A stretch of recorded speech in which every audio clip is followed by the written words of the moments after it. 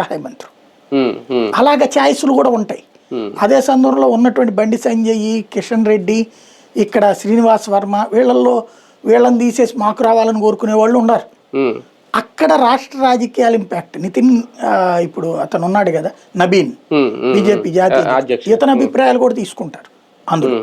ఇప్పుడు కొన్ని రాష్ట్రాలలో మంత్రుల్ని 3 కేంద్ర మంత్రుల్ని తీసేసి రాష్ట్రాలకు పంపించారు. పంజాబు, తర్వాత హిమాచల్ ప్రదేశ్ ఇట్లాంటి రాష్ట్రాలకి. అలాగే రాష్ట్రాలలో ఇప్పుడు రేపు యోగి ఆదిత్యనాథ్కి ప్రాబ్లం వస్తాడు, పంజాబ్లో వీళ్ళు అనుకున్న నాయకుడికి ప్రాబ్లం వస్తాడు అన్న వాళ్ళని కేంద్రానికి తీసుకుంటారు. దక్షిణాదిలో బలపడాలనుకుంటుంది ఎప్పుడో నుంచో భారతీయ జనతా పార్టీ. ఇప్పుడు దక్షిణాదికి ఏమైనా ప్రాధాన్యత ఇచ్చే అవకాశం ఉంటుందా? ఈ అట్లాంటి దిక్కుమాలిన రాజకీయం వాళ్ళు ఏం చేయరండి. దక్షిణాదికి సంబంధించి ఒక వ్యూహం ఉంది.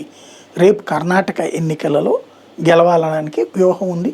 వాళ్ళ ధైర్యం కూడా కర్ణాటకలో కాంగ్రెస్ పరిస్థితి మైనస్గా ఉందన్నది. అక్కడ గెలిస్తే ఆ ఇంపాక్ట్ తెలంగాణ మీద పడుతుంది. తెలంగాణ మీద సీరియస్ కాన్సన్ట్రేట్ చేస్తారు. ఉత్తరప్రదేశ్ ఎన్నికల్లో గెలిస్తే ఆ ఇంపాక్ట్ కర్ణాటకకు ఉండొచ్చు, కర్ణాటక ఇంపాక్ట్ తెలంగాణకు ఉండొచ్చు, తెలంగాణ ఇంపాక్ట్ రేపు పొద్దున ఇక్కడ బార్గెనింగ్ కెపాసిటీ ఆంధ్రలో పెరగచ్చు. ఇదంతా ఒక సైకిల్. ఏదో ఇవాళ మంత్రి పదవుల్లో ఇచ్చినంత మాత్రం వెంకయ్యనాయుడికి కేంద్ర మంత్రి పదవి ఇచ్చాం, ఆంధ్రలో ఏమైనా బీజేపీని గెలిపించారా? ఒక సీటు కూడా లేకుండా చేయలేదా? ఏం మనకి అక్కడ ఇచ్చారు కాబట్టి ఇక్కడ ఏదో చేస్తారని కూడా అమాయకత్వం. అది వాళ్ళ దగ్గర క్లారిటీ ఉంది.